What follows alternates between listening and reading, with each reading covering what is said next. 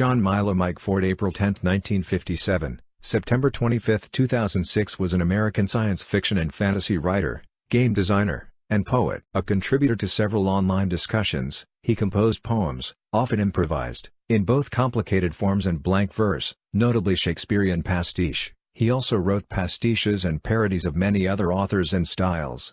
At Minikin and other science fiction conventions he would perform Ask Dr. Mike, giving humorous answers to scientific and other questions in a lab coat before a whiteboard. Life. Ford was born in East Chicago, Indiana, and raised in Whiting, Indiana. In the mid-1970s he attended Indiana University Bloomington, where he was active in the IU Science Fiction Club and Society for Creative Anachronism using the name Miles Atherton de Grey. While there, he published his first short story This, Too, We Reconcile in the May 1976 Analog.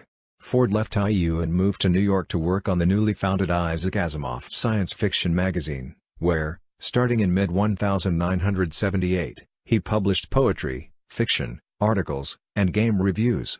Although his last non-fiction appeared there in September 1981, he was 10th most frequent contributor for the 1977 to 2002 period.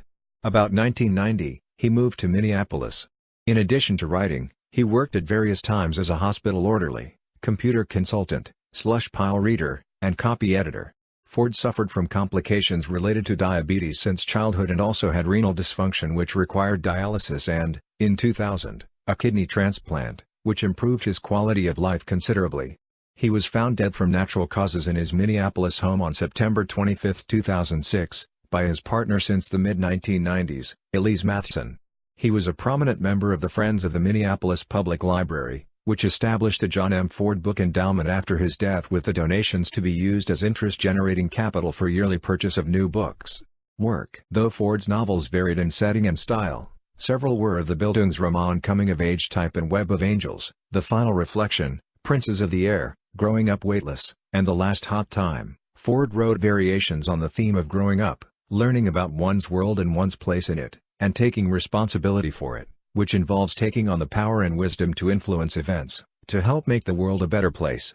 Ford's 1983 book The Klingons for Foss's Star Trek role-playing game influenced later Paramount Productions. 121 Ford authored the award-winning adventure The Yellow Clearance Black Box Blues 1985 for West End Games Paranoia role-playing game. 189. Otherwise, Ford's works are characterized by an aversion to doing things that have been done before. This is perhaps most notable in his two Star Trek novels, The Final Reflection 1984 and How Much for Just the Planet? 1987.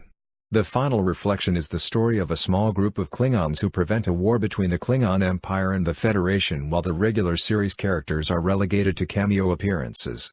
This novel introduced the fictional language Klingonus. In the comedic How Much for Just the Planet? The Enterprise crew compete with a Klingon crew for control of a planet, whose colonists are not happy with this and defend their peace in inventive ways, which soon make everything a farce, including a vaudevillian pie fight. The book includes song lyrics that satirize many 20th-century stage musicals. Both novels present the Klingons in a more positive light, not just as the token evil menace of the weak. Ford avoided repetition not only of the work of others, but also of his own work. Where many writers make a name for themselves by developing a known style that repeats in many books, Ford always surprised with his ability to use a variety of styles that best suited the world, characters, and situations he had chosen to write about. John Clute expressed this in 1993 The Encyclopedia of Science Fiction. As 2 decades into his career, there remains some sense that JMF remains unwilling or unable to create a definitive style or mode, but his originality is evident, a shifting feisty energy informs almost everything he writes, and that career is still young.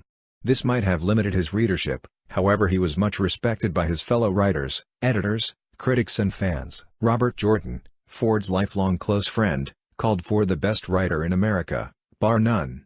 Neil Gaiman called Ford my best critic, the best writer I knew.